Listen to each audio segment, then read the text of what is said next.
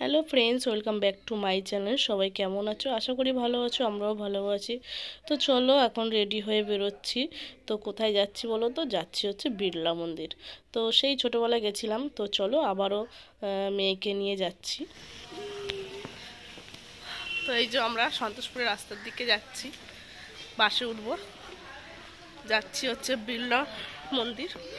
চলো ওখানে গিয়ে দেখা হবে।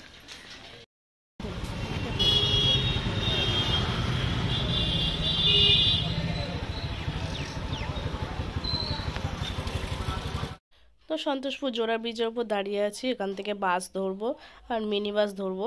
তো ওখান থেকে তারপরে চলে যাব বিড়লা মন্দির। তো চলো দেখো, বাস এসে গেছে, তারপরে উঠে পড়েছি। আর বেশিক্ষণ সময় না, মানে মোটামুটি ওই আধা ঘন্টার মতো লাগে যেতে। তো তার মধ্যেই মানে আধা ঘন্টার মধ্যেই চলে আসবে বিড়লা মন্দির। তো চলো, এটা হচ্ছে যাদবপুরের ব্রিজের ওপরে। তো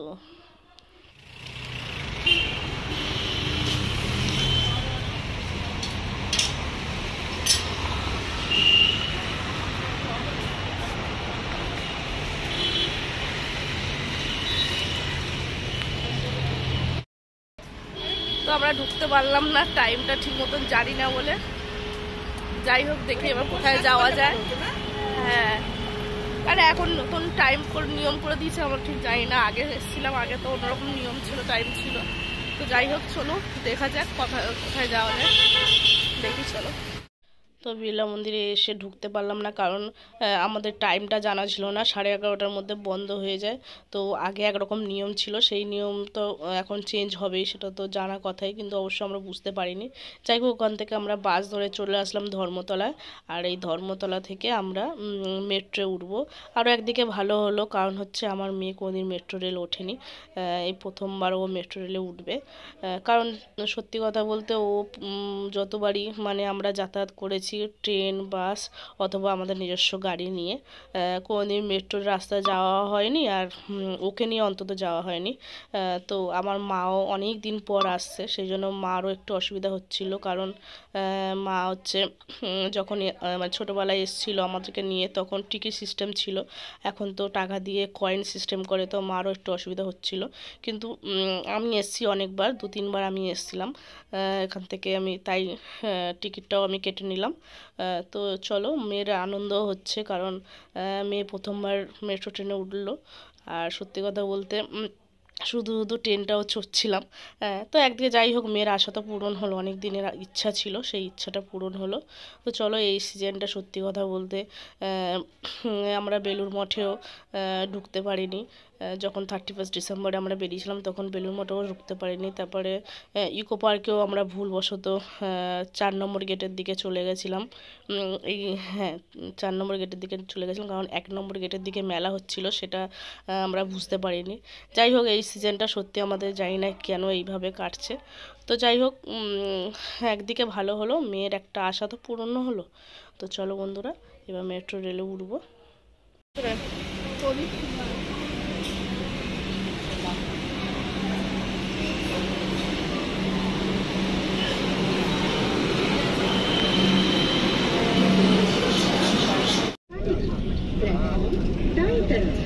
The next station is Kalighat platform. পরবর্তী স্টেশন নেতাজি কুদঘাট এলাকা।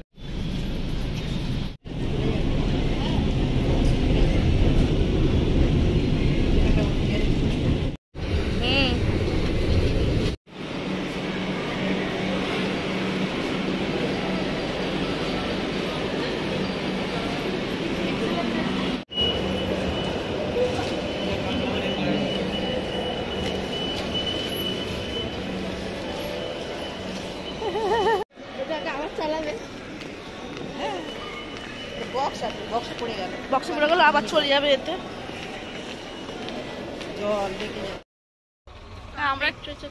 আমরা কি করতে এসেছিলাম? মেট্রো চড়তে। মেট্রো চড়া হয়ে গেছে, আমরা বাড়ি চলে যাচ্ছি। নিউ কি হলো, কবি সুভাষ, নিউ গড়িয়া স্টেশনে নেমেছি। এখান থেকে এবার যাব হচ্ছে সন্তোষপুর। তো ওখান থেকে আমাদের বাড়ি। তো বন্ধুরা, আমার মেয়ের মুখ দেখে তো অবশ্যই তোমরা বুঝতে পারছো যে ও কতটা আনন্দ পেয়েছে। মানে প্রথমবার এক্সপিরিয়েন্স, এটা তো অবশ্যই সবারই ভালো লাগে কোনো জায়গায় গিয়ে। তো যাই হোক, আমরা ঢুকতে পারিনি, তার তো একটা আছে। যাই হোক, অন্য দিন আমরা ঠিক আবার এসে ঢুকবো তাড়াতাড়ি এসে। যাই হোক, এবার আমরা দেখো অটো করে চলে যাচ্ছি সন্তোষপুর জোড়া ব্রিজের দিকে। আর আমরা না খাওয়া দাওয়া করে বেরিয়েছিলাম সেই।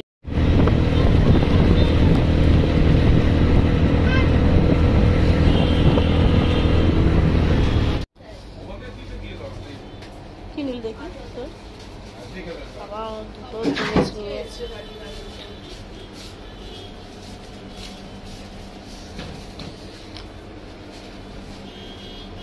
তো সেরকম খাওয়া দাওয়া মানে খিদে ছিল না, তবুও মেয়ে বললো মা মিয়া মোড়ের দোকানে চলো। তো সেই জন্য তিনজনে একটা করে নিয়ে নিয়েছি স্প্রিং রোল, আর মেয়ে একটা এক্সট্রা নিল হচ্ছে হটডগ, আর তিনজনে কেক খেয়ে নিয়েছি, নিয়ে তারপরে বাড়ি চলে আসবো। তো বন্ধুরা, ব্লগটা কেমন লাগলো অবশ্যই জানিও, আর ভালো লাগলে একটা লাইক, শেয়ার আর কমেন্ট করো। তো চলো, বাই।